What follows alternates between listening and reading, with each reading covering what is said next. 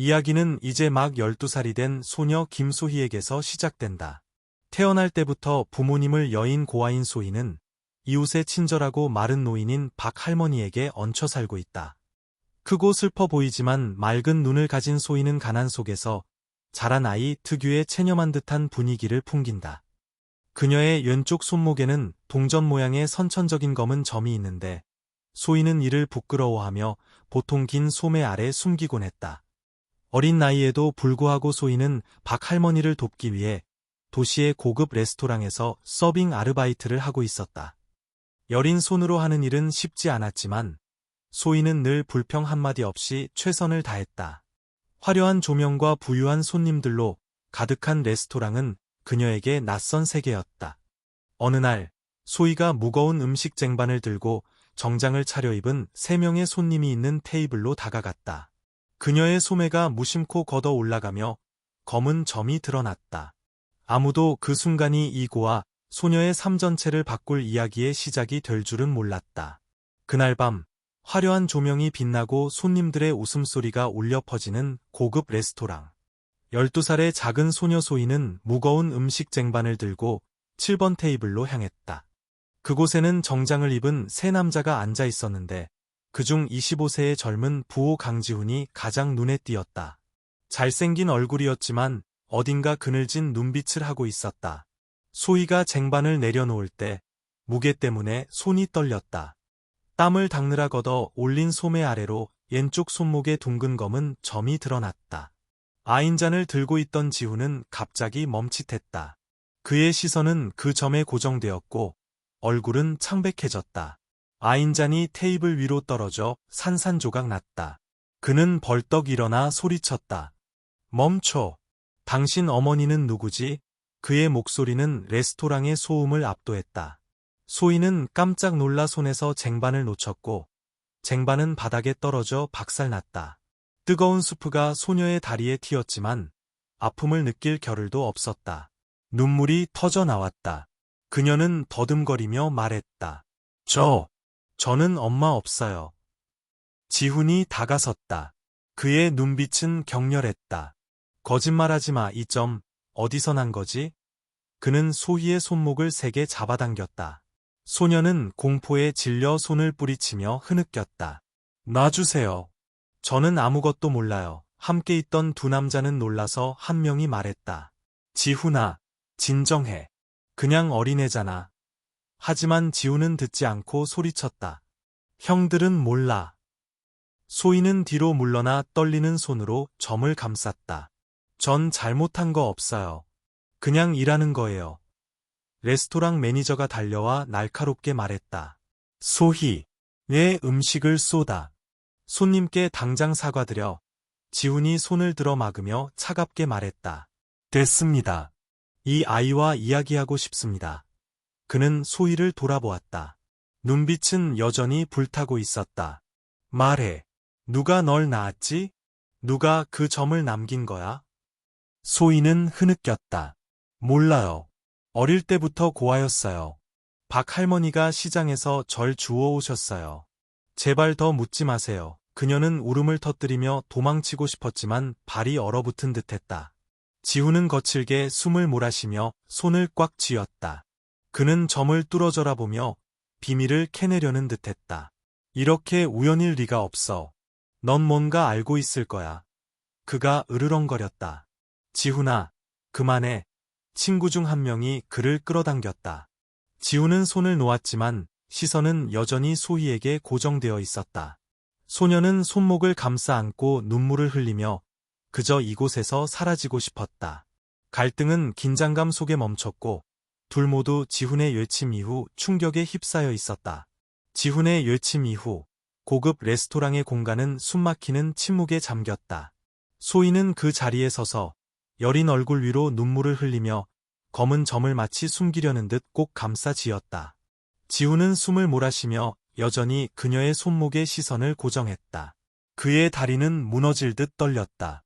2 친구가 그를 다시 자리에 앉히며 속삭였다. 너희 그래. 일 크게 만들지 마. 하지만 지훈은 그들의 손을 뿌리치며 쉬어버린 목소리로 말했다. 확실히 알아야겠어. 그냥 넘어갈 수 없어. 중년의 근엄한 레스토랑 매니저가 다가와 지훈에게 고개를 숙이며 사과했다. 손님, 정말 죄송합니다. 아이가 서툴러서요. 당장 해고하겠습니다. 소희는 그 말을 듣고 겁에 질려 외쳤다. 안 돼요. 저 이 일 필요해요. 일부러 그런 게 아니에요. 지훈이 손을 들어 막으며 차갑게 말했다. 아무도 이 아이를 해고하지 않습니다. 지금 당장 저 아이와 단둘이 이야기하고 싶습니다. 마지못해 매니저가 고개를 끄덕이며 소희에게 지훈을 따라 계단 근처 구석진 곳으로 가라고 손짓했다. 소녀는 발걸음이 돌덩이처럼 무거웠고 마음은 혼란스러웠다. 지훈은 의자에 앉아 소희에게 맞은편에 앉으라고 손짓했다. 그는 소녀를 바라보았다. 눈빛은 덜 격렬해졌지만 여전히 어떤 강박관념에 사로잡힌 듯 불타고 있었다. 소희야, 널 겁주려는 건 아니야. 하지만 그 점, 내 가족 중에 누가 그 점을 가지고 있는지 솔직하게 말해줘야 해. 소희는 고개를 저으며 목 메인 소리로 말했다. 말했잖아요. 저는 가족이 없어요. 박 할머니가 제가 아주 어렸을 때 시장에서 저를 주워오셨어요. 부모님에 대해선 아무것도 몰라요. 지훈은 몸을 기울여 다가가며 낮은 목소리로 물었다. 어떤 시장? 언제? 뭔가 기억나는 거 없어? 소희는 떨며 말했다. 기억 안 나요. 할머니는 제가 10여 년 전에 들판 근처 작은 시장에서 발견되었다고 하셨어요. 그게 다예요. 지훈은 침묵했다. 그의 손은 더욱 꽉 쥐어졌다. 10여 년 전. 그 시간은 그의 고통스러운 기억과 일치했다. 지훈이 10살 때 그의 어머니 윤수연 여사는 그에게 자신의 왼쪽 손목에 있는 검은 점에 대해 이야기해 주었다. 이건 유전적인 표식이야. 지훈아. 우리 조상 대대로 내려오는 거지. 내가 아이를 가지면 그 아이도 이 점을 가질 수 있단다. 그녀는 부드럽게 미소 지으며 말했었다. 하지만 지훈에게는 그 점이 없었다. 그는 어머니에게 물었었다. 그럼 제가 없으면 누가 가지게 되나요? 윤 여사는 그저 미소 지으며 먼 곳을 바라보았다. 어쩌면 언젠가 내가 이해할 날이 올 거야. 그의 어머니는 12년 전 갑작스러운 중병으로 세상을 떠났다. 지훈의 가족은 부유했지만 냉랭했다. 그의 아버지, 엄격한 사업가인 강태준 씨는 아내가 세상을 떠난 후 거의 그녀를 언급하지 않았다. 지훈은 외로움과 어머니에 대한 희미한 기억 속에서 자랐다. 어머니의 검은 점은 늘 설명할 수 없는 미스터리였다. 소희를 보기 전까지는. 소희야. 지훈이 자신의 생각을 끊으며 떨리는 목소리로 물었다. 내 어머니가 널 낳고 돌아가셨다고 했지. 맞니? 소희는 고개를 끄덕였다. 눈물이 다시 흘렀다. 박 할머니가 그렇게 말씀하셨어요. 사실인지는 몰라요. 지훈은 심호흡을 하며 평정을 유지하려 했었다. 내 점. 우리 엄마 점과 똑같아. 동그랗고 진한 검은색. 바로 왼쪽 손목에. 난 이게 우연이라고 믿을 수 없어. 소희는 놀라 고개를 들었다. 어머니. 하지만 어떻게 그럴 수가 있어요? 저는 고아인데요. 지훈은 일어서서 통제할 수 없는 듯 서성거렸다. 그 역시 믿고 싶지 않았지만 만약 엄마가 널 낳고 버렸다면. 그는 멈춰서서 소희를 돌아보았다. 너 몇 살이지? 정확히. 소희가 대답했다. 12살이요. 2013년생이에요. 박 할머니가 그러셨어요.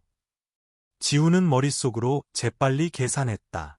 어머니는 2013년에 돌아가셨다. 그때 그는 13살이었다. 그 전에 윤 여사는 몇 달 동안 집을 떠나 요양을 간다고 했었다. 아버지는 절대 설명해주지 않고 그저 어머니가 몸이 약하다고만 했다. 하지만 만약 어머니가 임신해서 소희를 낳고 세상을 떠나기 전에 아이를 버렸다면 지훈은 심장이 조여드는 것을 느꼈다. 말도 안 돼. 그가 중얼거렸다. 하지만 의심은 점점 커져갔다. 소희야, 박 할머니를 만나게 해줄 수 있니? 지훈이 간절한 목소리로 물었다. 소희는 두려움에 뒤로 물러섰다. 할머니는 왜요? 싫어요. 무슨 말씀하시는 거예요? 지훈은 그녀의 어깨를 부드럽지만 단호하게 잡았다. 진실을 알아야 해. 만약 내가 만약 내가 우리 엄마와 관련이 있다면 난 그냥 넘어갈 수 없어. 넌 내가 어디서 왔는지 알고 싶지 않아? 소희는 입술을 깨물었다. 눈물이 흘러내렸다. 그녀는 지훈의 말을 다 이해하지 못했지만 그의 질문은 마음 깊은 곳의 갈망, 자신의 뿌리에 대해 알고 싶은 욕구를 건드렸다. 무서워. 그녀가 속삭였다.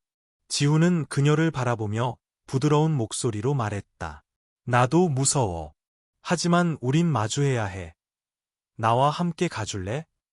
멀리 레스토랑은 여전히 시끌벅적했지만 소희와 지훈 사이에는 무겁고 신비로운 공기가 흘렀다.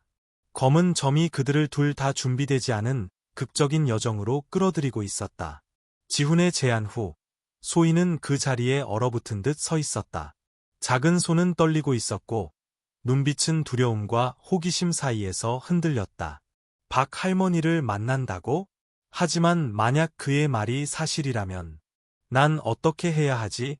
소희는 목소리가 갈라지며 속삭였다. 지훈은 그녀의 눈높이에 맞춰 무릎을 꿇었다. 그의 눈빛은 단호하면서도 고통스러웠다. 소희야, 나도 확신할 순 없어. 하지만 만약 내가 우리 엄마의 딸이라면 넌 알 자격이 있어. 나 역시 마찬가지고. 나와 함께 가줘. 딱 한 번만. 소희는 입술을 깨물었다. 눈물이 흘러내렸다. 그녀는 믿고 싶지 않았지만 지훈의 마른 텅 비었던 마음에 희망의 씨앗을 심는 듯했다. 마침내 그녀는 힘없이 고개를 끄덕였다. 네. 하지만 매니저님께 허락받아야 해요. 지훈은 일어서며 살짝 미소 지었다. 그건 내가 처리할게. 그는 테이블로 돌아가 매니저와 몇 마디 나누었다. 중년의 남자는 미간을 찌푸렸지만 VIP 고객인 지훈의 기세에 눌려 소희에게 조퇴를 허락할 수밖에 없었다. 그날 밤 지훈은 고급 세단에 소희를 태우고 그녀가 박 할머니와 사는 허름한 동네로 향했다. 좁고 어두컴컴한 골목길은 키키한 냄새로 가득했고 지훈의 화려한 삼관은 완전히 대조적이었다. 소희는 좌석에 몸을 웅크리고 앉아 마치 끔찍한 비밀이라도 드러낼까 두려운 듯 점을 감싸 안았다. 지훈은 침묵했다. 그의 마음은 혼란스러웠다. 만약 소희가 정말 그의 여동생이라면 어머니는 어떤 비밀을 숨겼던 걸까? 그리고 늘 냉담했던 아버지, 그는 이 사실을 알고 있었을까? 차가 허름한 집 앞에 멈췄다. 소희는 떨며 내려 손가락으로 가리켰다. 박 할머니는 여기 계세요. 지훈은 고개를 끄덕이고 그녀를 따라 안으로 들어갔다. 아내는 등이 굽은 높아 박 할머니가 희미한 등잔불 아래 앉아 옷을 꿰매고 있었다. 소희를 보자 할머니는 놀랐다. 소희야, 왜 이렇게 일찍 왔니? 이 사람은 누구고? 소희가 대답하기도 전에 지훈이 나섰다. 안녕하세요, 할머니. 저는 지훈이라고 합니다. 소희의 점에 대해 여쭤볼 것이 있습니다. 박 할머니는 고개를 들어 흐릿한 눈으로 지훈을 보다가 소희의 손목으로 시선을 옮겼다. 그녀는 멈칫했고 손이 떨려 옷을 놓쳤다. 그 점, 왜 그 얘기를 묻는 게요? 그녀의 목소리가 갈라졌다. 지훈이 다가서며 다급하게 물었다. 할머니는 소희를 어디서, 언제 발견하셨나요? 아이의 어머니. 그분은 어떻게 생기셨나요? 박 할머니는 뒤로 물러서며 공포에 질린 눈빛을 했다. 잘 기억 안 나. 아주 오래전 일이야. 기억 못할 리 없어요. 지훈이 쏘아붙이며 지갑에서 낡은 사진 한 장을 꺼냈다. 사진 속에는 그의 어머니 윤수연 여사가 미소 지으며 서 있었고 왼쪽 손목에는 소희의 것과 똑같은 검은 점이 보였다. 보세요. 이 여자가 소희 어머니 맞나요? 박 할머니는 사진을 받아들었다. 손이 심하게 떨렸다. 입술은 달싹였지만 말이 나오지 않았다. 소희가 예쳤다. 할머니, 말씀해주세요. 맞아요. 박 할머니는 울음을 터뜨렸다. 확실하진 않아. 하지만 그 여자는 아주 마르고 약했어. 시장 옆에서 소희를 발견했는데 죽은 여자 곁에 있었지. 그 여자 손목에도 검은 점이 있었어. 지훈은 손을 꽉 쥐었다. 그럼 우리 엄마였군요. 엄마가 소희를 낳고 버린 건가요? 박 할머니는 고개를 저었다. 아니야, 버린 게 아니야. 그 여자는 바로 직후에 죽었어. 내가 근처 들판에 묻어줬지. 지우는 비틀거리며 의자에 주저앉았다. 소희는 얼굴을 감싸고 흐느꼈다. 우리 엄마, 돌아가셨다고요? 집안의 공기는 숨막힐 듯 무거웠다. 지우는 박 할머니를 돌아보며 메마른 목소리로 물었다. 더 숨기는 거 있으시죠? 전부 말씀해주세요. 박 할머니는 고개를 숙이며 속삭였다. 어떤 남자가 있었어. 그 사람이 나중에 찾아왔지. 아이에 대해 물었어. 내가 주었다고 하니 아무에게도 말하지 말라고 하더군. 그러고는 떠났어. 어떤 남자요? 지훈이 으르렁거렸다. 박 할머니는 떨며 말했다. 모르겠어. 하지만 부자였어. 당신처럼 정장을 입고 있었지. 지훈은 얼어붙었다. 아버지. 미스터리는 더욱 깊어져 그와 소희를 출구 없는 극적인 소용돌이 속으로 끌어당겼다. 허름한 집은 무거운 침묵에 잠겼다. 지훈은 그 자리에 서서 주먹을 꽉 쥐었다. 이마에는 핏대가 섰고 눈은 분노와 고통으로 붉게 충혈되었다. 소희는 박 할머니를 껴안고 눈물을 쏟아냈다. 떨리는 목소리로 말했다. 할머니, 왜 저한테 아무 말도 안 하셨어요? 저한테 진짜 엄마가 있었던 거예요? 박 할머니는 고개를 숙였다. 눈물이 주름진 손등 위로 떨어졌다. 속삭였다. 소희야, 할미는 그 남자가 무서웠어. 아주 무서웠지. 그저 내가 평안하길 바랐단다. 지훈이 핵 돌아섰다. 으르렁거리는 목소리로 물었다. 그 남자, 자세히 말씀해보세요. 어떻게 생겼었죠? 박 할머니는 몸을 움츠리며 힘없는 목소리로 말했다. 잘 기억 안 나. 키가 크고 검은 정장을 입었어. 목소리는 얼음장 같았지. 나에게 아이를 받냐고 물었어. 내가 널 주었다고 하니 아무에게도 말하지 말라고 하고는 가버렸어. 지훈은 이를 갈았다. 머릿속이 어지러웠다.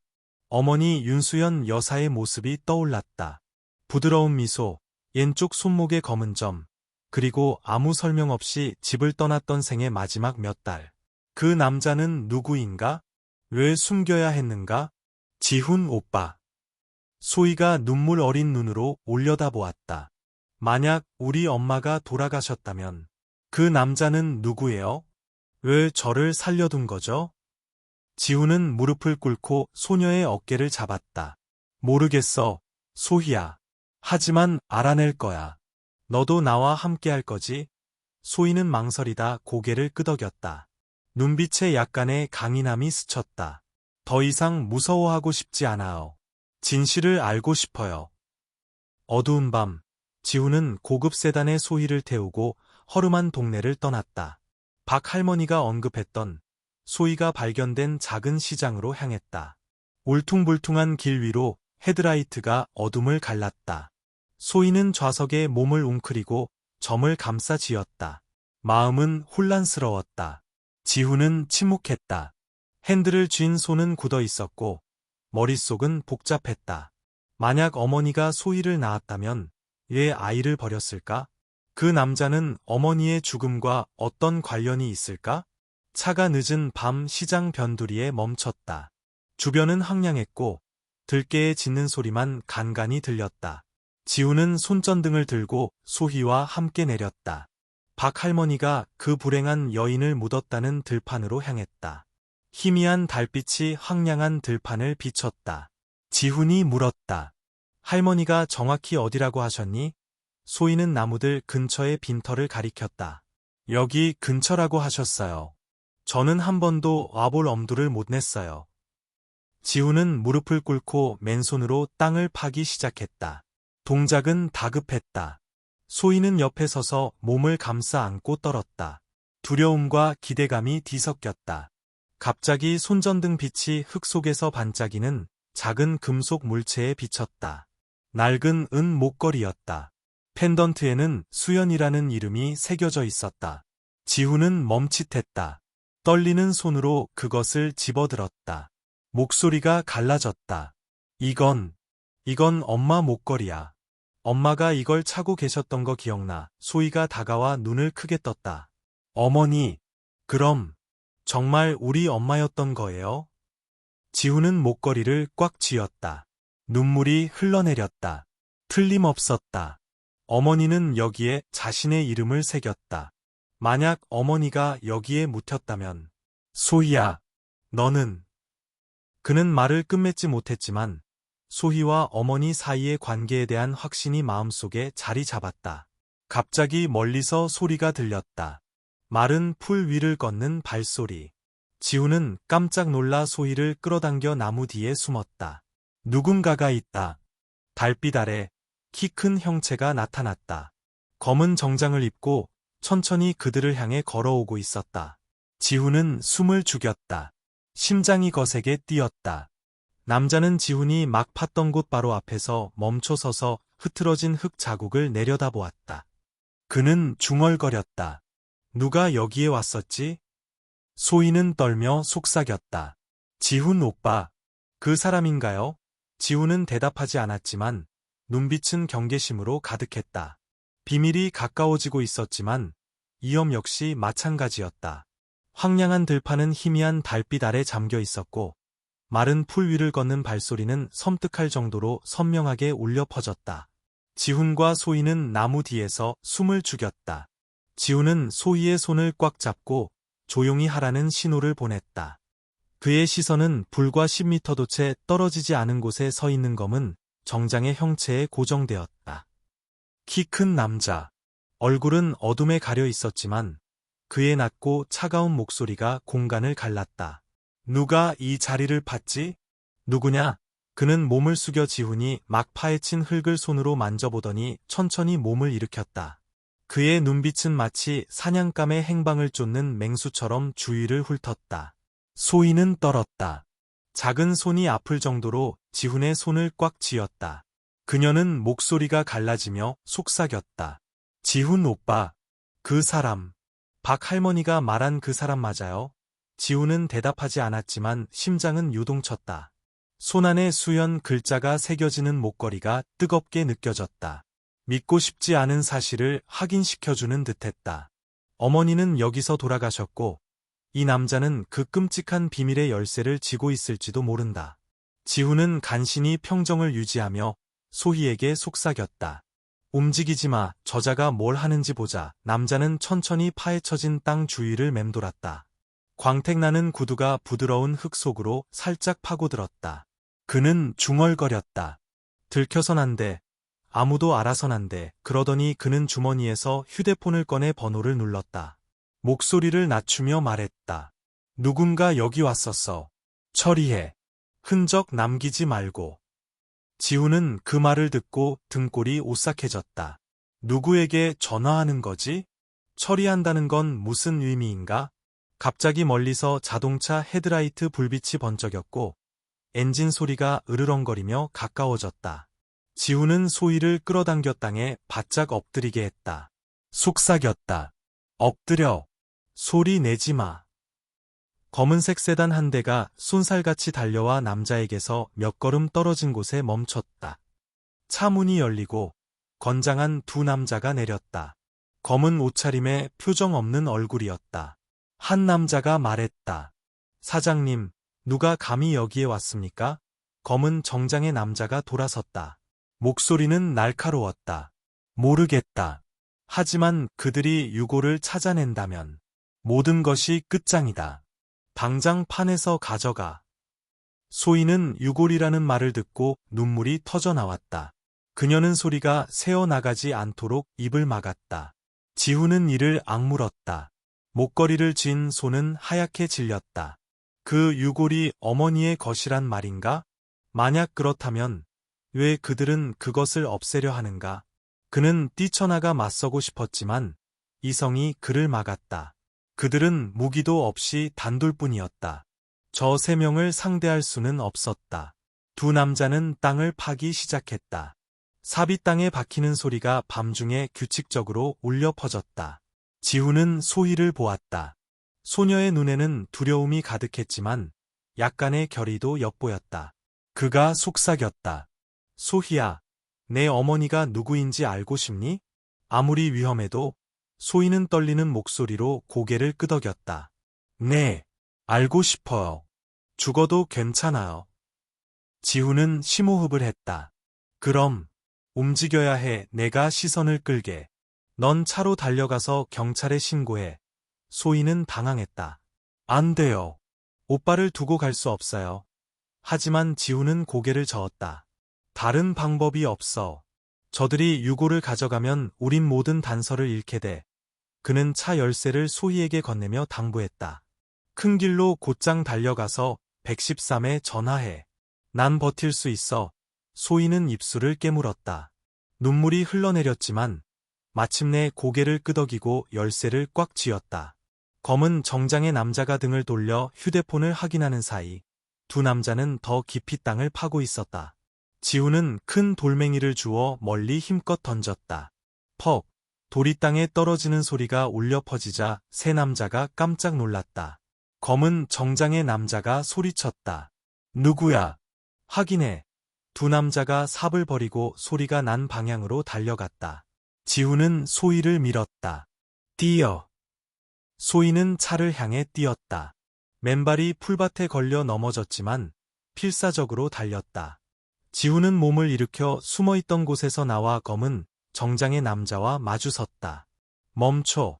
그가 분노에 찬 목소리로 외쳤다. 남자가 돌아섰다. 날카로운 시선이 칼처럼 지훈에게 꽂혔다. 넌 누구냐? 그가 으르렁거렸다. 지훈은 목걸이를 들어보였다. 나는 당신이 여기에 묻은 여자의 아들이다. 말해. 우리 엄마에게 무슨 짓을 한 거지? 남자는 잠시 얼어붙었지만 이내 비웃었다. 너무 많이 알아버렸군. 유감이지만 넌 그 이야기를 할 기회가 없을 거다. 그는 허리춤에서 짧은 권총을 꺼내 지훈을 똑바로 겨눴다. 하지만 바로 그때 멀리서 경찰 사이렌 소리가 울려 퍼졌다. 소희가 해냈어. 검은 정장의 남자는 욕설을 내뱉으며 자신의 차로 달려갔다. 지훈이 달려들어 그를 힘껏 끌어안았다. 도망 못 가. 두 사람은 땅 위에서 격렬하게 몸싸움을 벌였다. 권총이 옆으로 떨어졌다. 지훈이 그를 제압했지만 멀리서 돌아온 두 남자가 소리쳤다. 사장님 놔드려. 경찰 사이렌 소리는 더욱 가까워졌고 빨갛고 파란 경광등이 번쩍였다. 검은 정장의 남자는 발버둥치며 으르렁거렸다. 넌 후회하게 될 거다. 하지만 지훈은 놓지 않고 그의 목을 더욱 세게 졸랐다. 경찰차가 달려와 멈췄고 4명의 경찰관이 뛰어내려 총구를 혼란스러운 현장으로 겨눴다. 꼼짝 마. 손들어. 한 경찰관이 소리쳤다. 두 남자는 도망치려 했지만 즉시 제압당했다. 검은 정장의 남자는 지훈에게서 풀려나 땅바닥에 누워 거친 숨을 몰아쉬었다. 그의 눈에는 증오가 가득했다. 소희가 경찰차에서 달려와 지훈을 와락 껴안고 흐느꼈다. 지훈 오빠, 괜찮아요? 지훈은 소녀의 머리를 쓰다듬으며 안도의 한숨을 내쉬었다. 난 괜찮아. 내가 해냈어. 경찰은 검은 정장의 남자에게 수갑을 채워 차로 끌고 갔다. 지훈은 경찰서장에게 목걸이를 건네며 말했다. 이것이 증거입니다. 저곳을 파주십시오. 저희 어머니가 계실지도 모릅니다. 그날 밤 들판은 경찰의 조명으로 환하게 밝혀졌다. 그들은 유골 한 구를 발굴했다. 그 옆에는 낡은 은반지가 놓여 있었다. 윤수연 여사의 마지막 증거였다. 지훈은 무릎을 꿇고 땅 위에 눈물을 떨궜다. 소희는 옆에 서서 그를 안으며 속삭였다. 엄마, 우리 엄마인가요? 비밀은 서서히 드러나고 있었지만 가장 큰 질문은 여전히 남아있었다. 검은 정장의 남자는 누구이며 왜 그는 과거를 지우려 했던 걸까? 황량했던 들판은 이제 경찰 조명으로 환하게 밝혀졌고 땅을 파는 삽소리가 규칙적으로 울려 퍼졌다. 10여 년 넘게 비밀을 감춰온 차가운 흙을 한 삽 한 삽 퍼 올렸다. 지훈은 그곳에 서서 은 목걸이를 꽉 쥔 채 붉어진 눈으로 서서히 드러나는 유골을 바라보았다. 소희는 그의 곁에 바짝 붙어 눈물을 흘렸다. 작은 손은 떨며 지훈의 손을 잡았다. 유골은 들것 위에 놓였고 그 옆에는 낡은 은반지가 있었다. 지훈이 어린 시절 기억 속에서 또렷이 기억하는 어머니 윤수연 여사의 또 다른 유품이었다. 중년의 강인해 보이는 경찰서장이 다가와 낮은 목소리로 말했다. 강지훈 씨, 유골은 DNA 검사를 위해 수습하겠습니다. 그리고 저 남자에 대해선 아는 것이 있습니까? 지훈은 돌아보았다. 수갑을 찬 채 경찰차 안에 앉아 있는 검은 정장의 남자를. 이제 그의 얼굴이 조명 아래 드러났다. 날카로운 인상에 차가운 눈빛, 관자놀이를 따라 희미한 흉터가 길게 나 있었다. 지훈은 고개를 저었다. 처음 보는 사람입니다. 하지만 그는 제 어머니를 알고 있었고, 어쩌면 어머니를 살해했을지도 모릅니다. 검은 정장의 남자는 그 말을 듣고 비웃었다. 신 목소리로 말했다. 내가 모든 걸 안다고 생각하나, 꼬마야? 모든 게 그렇게 간단하지 않아. 지훈이 달려들어 차 유리를 세게 치며 소리쳤다. 우리 엄마한테 무슨 짓을 한 거야? 말해. 경찰이 급히 그를 말렸지만 지훈의 눈빛은 여전히 분노로 불타고 있었다. 경찰서장이 진정하라는 신호를 보냈다. 강지훈 씨, 저희가 그를 신문할 겁니다. 이제 법에 맡기십시오. 검은 정장의 남자를 태운 경찰차가 떠나고 지훈과 소희는 들판에 남겨졌다. 소희가 속삭였다.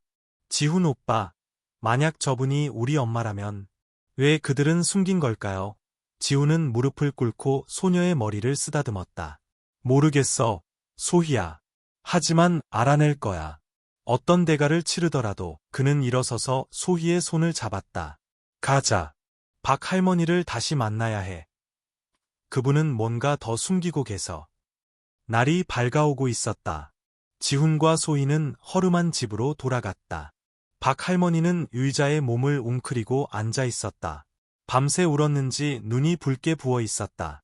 두 사람을 보자 그녀는 떨었다. 소희야. 지훈 도련님. 괜찮니? 들판에서 무슨 일이 있었던 게야? 지훈은 목걸이와 반지를 테이블 위에 올려놓았다. 엄숙한 목소리로 말했다. 할머니, 이건 저희 어머니 물건입니다. 그 남자에 대해 기억나는 거 없으세요? 어떤 것이라도요. 박 할머니는 두 물건을 보았다. 떨리는 손으로 만져보더니 울음을 터뜨렸다. 세상에, 정말 그분이었구나. 믿을 수가 없어. 그녀는 긴 숨을 내쉬며 다시 이야기하기 시작했다. 12년도 더 전에 내가 시장 옆에서 그 여자를 봤지. 아주 약했어. 막 아기를 낳은 상태였지.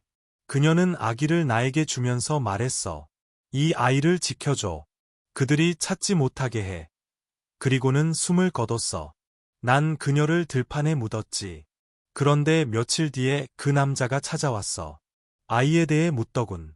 내가 주었다고 하니 조용히 하라고 했어. 돈도 조금 줬지. 난 너무 무서워서 아무것도 묻지 못했어. 지훈은 이를 악물었다. 그들이 찾지 못하게 해. 그들이 누구란 말인가? 박 할머니는 고개를 저었다. 모르겠어. 하지만 그 여자는 부잣집 사람처럼 보였어. 옷은 낡았지만 옷감은 아주 좋았지. 소희는 그 말을 듣고 박 할머니를 껴안았다. 우리 엄마. 엄마는 누구를 무서워했던 걸까요? 지훈은 일어서서 서성거렸다. 머릿속이 혼란스러웠다. 만약 어머니가 비밀리에 소희를 낳고 도망쳤다면 분명 배후가 있을 것이다. 그리고 검은 정장의 남자가 그 열쇠였다. 갑자기 지훈의 휴대폰이 울렸다. 낯선 번호였다. 그가 받자 경찰서장의 목소리가 들려왔다. 강지훈 씨, 그자의 신원을 확인했습니다. 이름은 이철민, 20여 년 전 당신 가족의 경호원이었습니다. 현재는 대기업에서 일하고 있지만 이상한 점이 있습니다. 그는 당신 어머니의 죽음이 사고가 아니라 누군가의 지시에 의한 것이라고 진술했습니다. 지훈은 얼어붙었다. 누구요? 누가 지시했습니까? 경찰서장이 대답했다. 그는 말하지 않았습니다. 하지만 그의 차에서 낡은 계약서를 발견했습니다. 강태준이라는 이름으로 서명된. 지훈은 멈칫했다. 강태준. 아버지의 이름이었다. 심장이 멎는 듯했다. 아버지. 그가 중얼거렸다. 떨리는 손에서 휴대폰이 떨어졌다. 소희는 당황했다. 지훈 오빠. 왜 그래요? 지우는 대답하지 못했다. 눈빛은 텅 비어 있었다. 만약 아버지가 관련되어 있다면 그의 가족에 대한 모든 기억은 거짓이었다. 그는 어머니의 마지막 날들을 떠올렸다.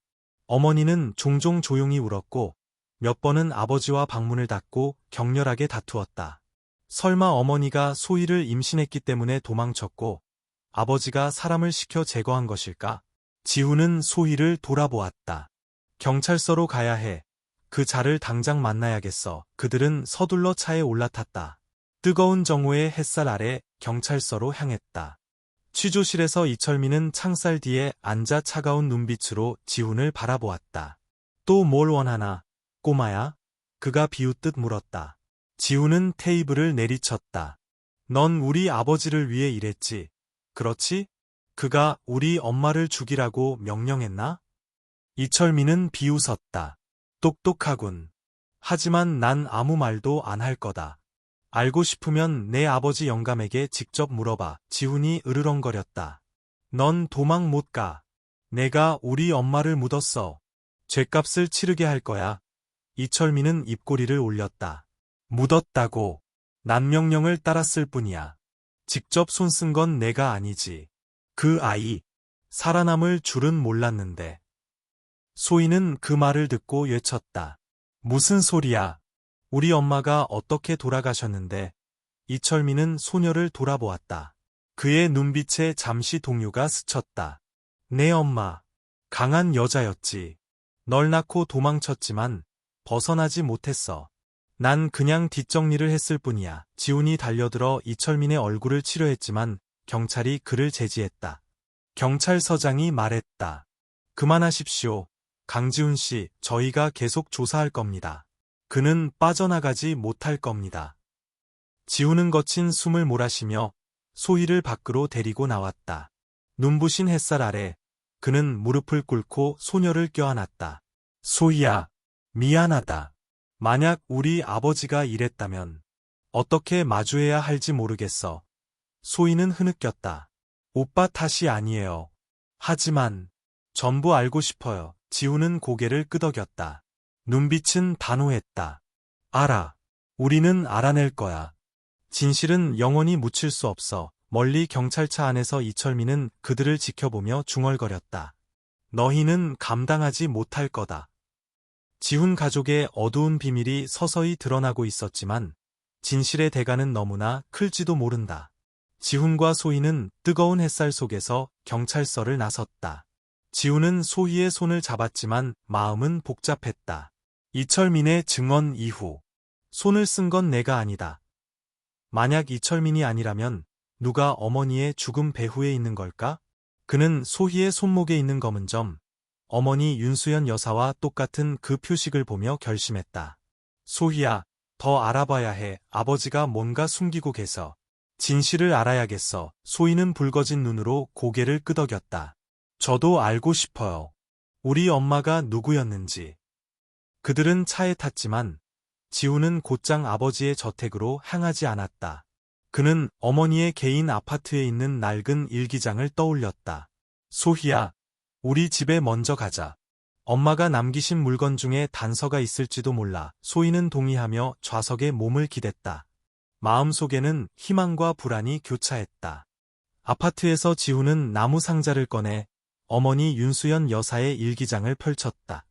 부드러운 필체가 나타났다. 2012년 5월 15일. 내가 딸을 임신한 것을 안다. 태준 씨는 딸을 원하지 않는다. 가문에서 받아들이지 않을 것이다. 나는 내 아이를 지켜야 한다. 지훈은 멈칫했다. 크게 읽었다. 딸. 소희야, 넌 엄마와 아버지의 딸일 수도 있어. 소희는 놀라 고개를 들었다. 강태준 씨의 딸이라고요? 그런데 왜 저를 버리신 거죠? 지훈은 떨리는 손으로 다음 장을 넘겼다. 심장이 거세게 뛰었다. 또 다른 글이 적혀 있었다. 2012년 12월 10일. 나는 도망쳤다. 태준 씨가 사람을 보내 나를 찾고 있다. 그들이 내 아이를 빼앗아가게 둘 수 없다. 지훈은 일기장을 꽉 쥐었다. 엄마는 아버지가 날 원하지 않아서 도망쳤구나. 우리 가문. 그는 아버지가 어릴 때부터 되풀이했던 말을 떠올렸다. 가문은 남존여비 사상이 강했고 대를 이을 아들만을 원했다. 소희는 떨며 말했다. 그럼 우리 엄마는 저를 지키려다 돌아가신 거예요? 지훈은 붉어진 눈으로 고개를 끄덕였다. 그런 것 같아. 아버지께 물어봐야 해. 그는 경찰서장에게 전화했다. 서장님, 어머니 일기장을 찾았습니다. 아버지가 딸을 원하지 않아 어머니가 도망치셨다고 적혀 있습니다. 강태준 가문과 관련된 기록을 조사해 주실 수 있습니까? 경찰서장이 대답했다. 알겠습니다. 강 회장 가문은 보수적이기로 유명하죠. 조사해 보겠습니다. 지훈과 소희는 저택으로 차를 몰았다. 이번에는 증거를 가지고 아버지 강태준과 대면하기 위해서였다. 그들은 넓은 거실로 들어섰다. 강태준은 안락의자에 앉아 와인잔을 들고 있었다. 그의 눈빛은 피곤해 보였다. 지훈과 소희를 보자 그는 놀랐다. 지훈아? 누구를 데려온 거나? 지훈은 일기장을 테이블 위에 내려놓았다. 차가운 목소리로 말했다. 아버지, 읽어보세요. 어머니는 아버지가 딸을 원하지 않아서 가문 때문에 도망치셨다고 썼어요. 소희는 아버지와 어머니의 딸이죠. 그렇죠? 강태준은 일기장을 보았다. 그의 손이 떨렸고 와인잔이 떨어져 박살났다. 네. 내가 이걸 어디서? 지훈이 으르렁거렸다. 어머니 유품입니다. 어머니는 아버지와 가문 때문에 도망치셨고 아버지는 이철민에게 어머니를 묻으라고 시켜 이 일을 숨기셨죠. 그렇죠? 강태준은 벌떡 일어섰다. 떨리는 목소리로 말했다. 헛소리 마라. 난 수연이에게 아무 짓도 안 했어. 소희가 울며 다가섰다. 아저씨가 제 아버지세요? 왜 우리 엄마가 돌아가시게 내버려 두셨어요? 강태준은 소희를 보았다. 그의 눈빛이 흔들리더니 의자에 주저앉아 머리를 감쌌다. 나는 이런 걸 원하지 않았어. 가문에서 딸을 받아들이지 않았을 뿐이야. 수연이가 임신했을 때 초음파에서 딸이라는 걸 알았지. 나는 아이를 지우라고 했지만 수연이는 듣지 않았어. 지훈이 소리쳤다. 가문 때문에 아버지는 어머니를 떠나게 하고 들판에서 돌아가시게 내버려 둔 건가요?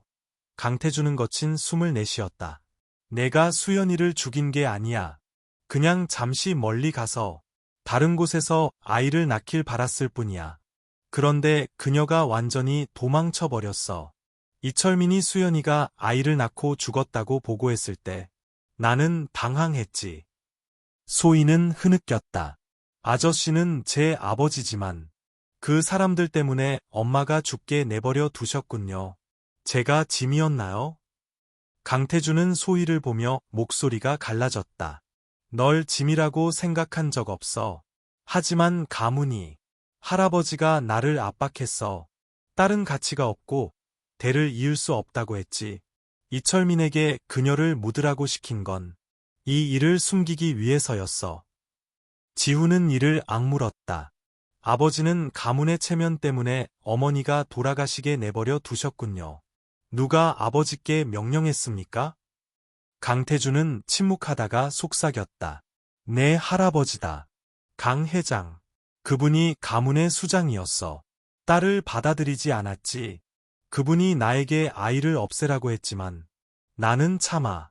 수연이가 도망쳤고 나는 통제력을 잃었어. 지훈은 얼어붙었다. 할아버지. 그가 아버지를 압박해 어머니와 소희를 해치려 했다니. 지훈의 휴대폰이 울렸다. 경찰서장이었다. 다급한 목소리로 말했다. 강지훈 씨. 강 회장이 강태준 씨에게 보낸 낡은 편지를 찾았습니다. 딸을 계속 두면 상속권을 박탈하겠다고 위협하는 내용입니다. 강태준 씨가 윤수연 씨를 살해한 것은 아니지만 가문이 두려워 그녀의 죽음을 은폐한 것으로 보입니다. 지훈은 아버지를 돌아보았다. 아버지, 들으셨죠? 할아버지가 주모자였습니다. 아버지는 지위를 잃을까 두려워 유고를 숨기신 거고요. 강태준은 고개를 떨궜다. 맞아. 나는 그분이 두려웠다. 그분은 나보다 훨씬 강력했고 나는 감히 맞서지 못했어. 수연이가 죽었을 때 숨기는 것이 유일한 방법이라고 생각했지.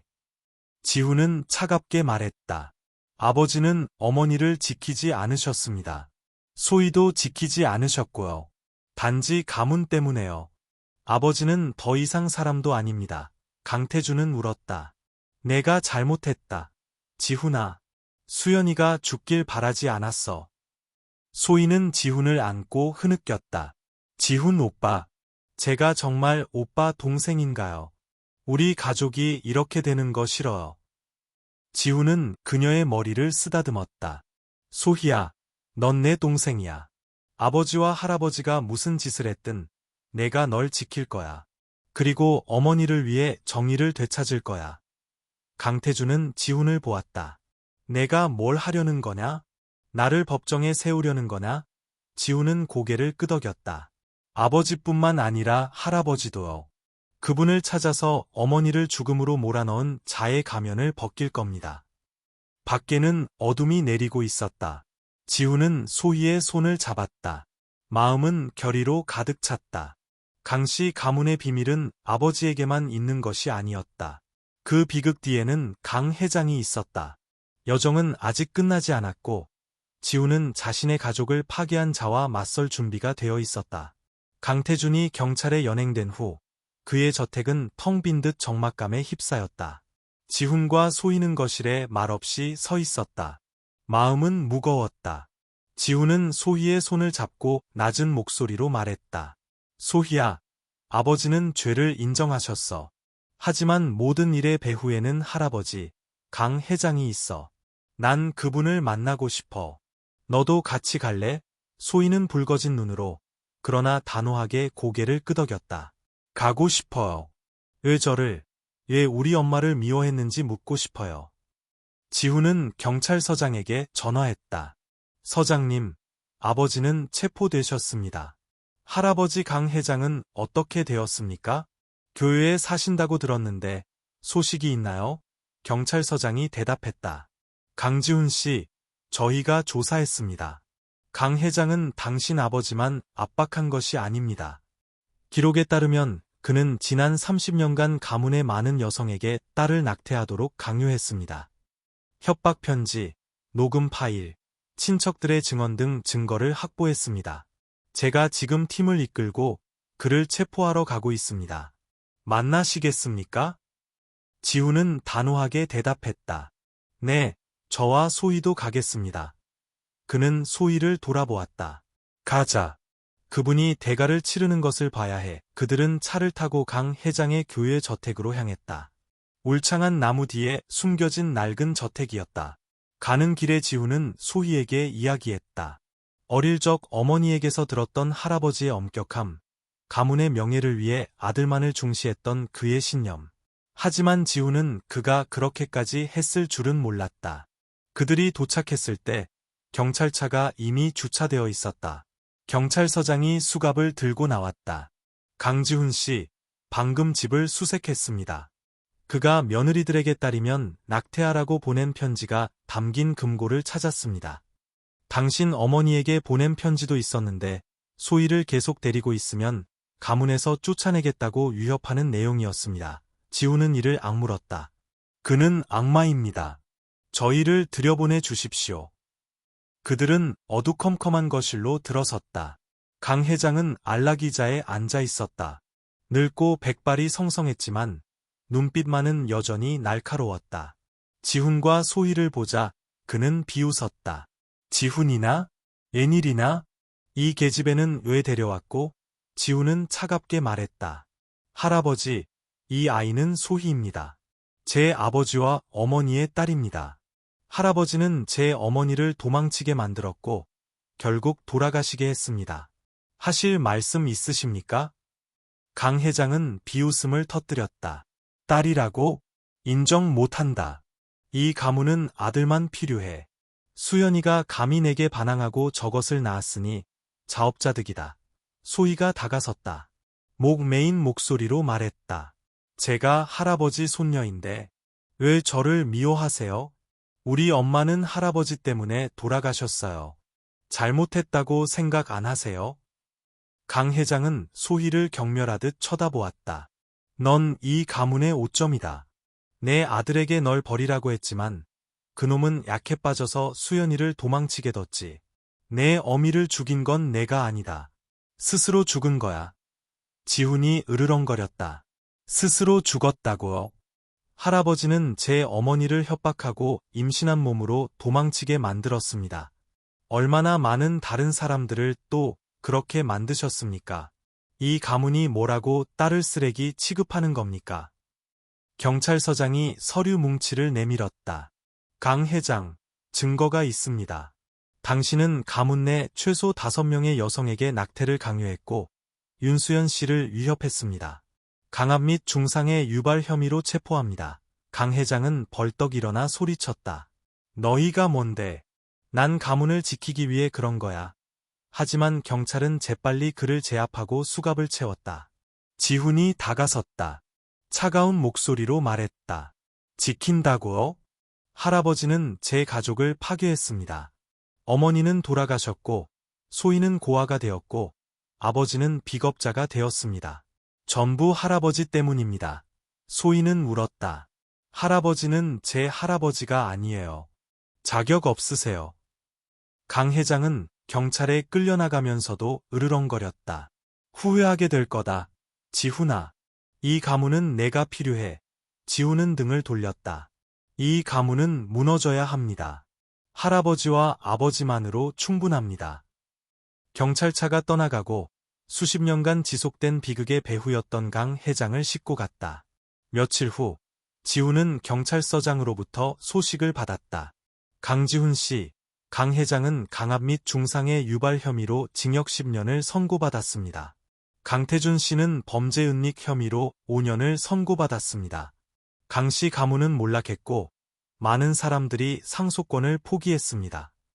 지훈은 고개를 끄덕였다. 감사합니다, 서장님. 정의가 이루어졌군요. 그는 소희를 돌아보았다. 어떠니? 소희는 한숨을 쉬었다. 슬프지만 마음은 가벼워. 엄마의 억울함이 풀렸으니까요. 지훈은 소녀를 안았다. 맞아. 엄마는 널 위해 희생하셨어. 이제 내겐 내가 있어. 우린 다르게 살 거야. 그들은 박 할머니 댁을 찾아가 모든 이야기를 전했다. 박 할머니는 울었다. 세상에, 내 할아버지가 그렇게 악독할 줄이야. 소희야, 내가 너무 고생했구나. 소희는 미소 지었다. 이제 고생 안 해요. 지훈 오빠와 할머니가 계시잖아요. 지훈은 소희를 자신의 아파트로 데려와 친동생처럼 돌보기로 결심했다. 그는 어머니 윤수연 여사의 묘를 찾아 꽃을 바치며 속삭였다. 어머니, 할아버지와 아버지는 죗값을 치렀어요. 소희는 안전해요. 편히 쉬세요. 어머니, 소희는 곁에 서서 작게 말했다. 엄마, 제가 엄마 딸이에요. 엄마가 자랑스러워하시도록 잘 살게요. 바람이 부드럽게 불어와 마치 윤 여사의 위로처럼 느껴졌다. 다음 날, 지훈은 가문 변호사로부터 편지를 받았다. 아버지와 할아버지의 재산은 몰수되었지만 어머니가 비밀리에 모아두었던 작은 일부가 지훈과 소희에게 남겨졌다. 지훈은 소희를 보았다. 이걸 어떻게 쓰고 싶니? 소희가 대답했다. 공부하고 싶어요. 그리고 박 할머니를 돕고 싶어요. 오빠는요? 지훈은 웃었다. 나는 이걸로 다시 시작할 거야. 우리에겐 더 이상 가문은 필요 없어. 이야기는 완전히 끝나지 않았다. 지훈과 소희는 여전히 과거의 잔재와 마주해야 했다. 옛 지인들의 캐묻는 시선, 몰락한 가문에 대한 속삭임들. 하지만 그들은 서로가 있었고 정의는 부분적으로나마 승리했다. 강 회장과 강태준은 대가를 치렀지만 지훈과 소희의 치유 여정은 이제 막 시작된 것이었다.